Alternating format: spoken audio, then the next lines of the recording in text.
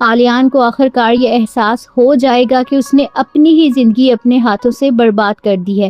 وہ اپنی ماں اور بہن کے سامنے ٹوٹ کر اعتراف بھی کرے گا کہ اس کی محبت سچی نہیں تھی، بلکہ اس نے نور پر بہت بڑا الزام لگا دیا ہے۔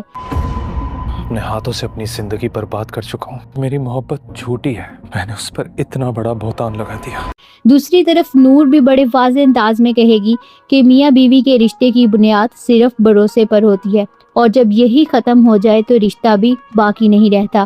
عائشہ بھی اس بات کو مضبوطی سے کہے گی کہ جہاں اعتماد ہی نہ ہو وہاں ساتھ نبھانا ممکن نہیں ہوتا۔ میاں بیوی کے رشتے کی بنیاد ہوتی ہی بھروسے پر ہے۔ اگر بھروسہ نہ ہو نا تو رشتہ بھی ختم ہو جاتا ہے۔ پھر انیلا سب کے سامنے سچ ظاہر کرے گی اور کہے گی کہ نویرا نے ہی آرش کو اپنے فائدے کے لیے استعمال کیا، اور نور اور آلیان کے درمیان غلط فہمیاں بھی اسی نے پیدا کی۔ اس نے آرش کو بھی نا اپنے مفاد کے لیے استعمال کیا۔ نور اور آلیان کے درمیان بھی غلط فہمی اسی نے پیدا کی۔ آخر کار نویرا بھی سچ مان ہی لے گی کہ اس نے یہ سب حسد کی وجہ سے کیا، کیونکہ وہ نور اور آلیان کو ایک ساتھ خوش دیکھ ہی نہیں سکتی تھی۔ تمہیں شرم نہیں آئی؟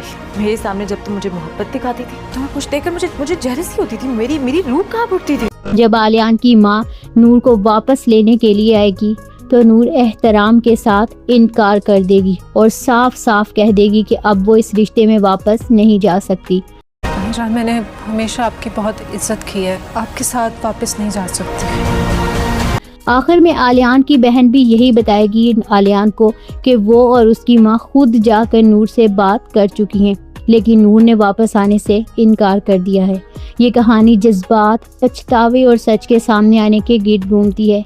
آلیان، میں اور اماں اس سے خود جا کے بات کر کے آئے، اس نے آنے سے صاف انکار کر دیا ہے۔ جہاں پر ہر کردار اپنی غلطیوں کا سامنا کرتا نظر آتا ہے۔ دیکھا جائے تو اس کہانی کا پازیٹیو پہلو یہ ہے کہ اس میں سچ کا سامنے آنا، اپنی غلطیوں کا اعتراف اور رشتے میں بھروسے کی اہمیت کو بہت ہی مؤثر انداز میں دکھایا گیا ہے۔ مثال کے طور پر جب آلیان خود یہ مان لیتا ہے کہ اس نے نور پر غلط الزام لگایا تو یہ اس کے کردار کی ایک مضبوط تبدیلی کو ظاہر کرتا ہے۔ لیکن نیگیٹو پہلو یہ ہے کہ کہانی میں دھوکہ، حسد اور غلط فہمیاں کافی زیادہ دکھائی گئی ہیں۔ مثال کے طور پر نویرا کا صرف جیلسی کی وجہ سے سب کچھ خراب کرنا۔ تو آپ کو یہ پرومو کیسا لگا ہمیں کمنٹس میں ضرور بتائیں۔